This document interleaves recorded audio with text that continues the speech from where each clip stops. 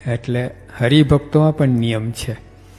જો આપણે કેવા શિવલાલ શેઠ કેવા થઈ ગયા તમારે, હવે નગર શેઠ કહેવાય, અને જુવાન અવસ્થા બધું જ એમની સારી રોજ પીરસવા આવે ને, ખબર જ નહીં એમને.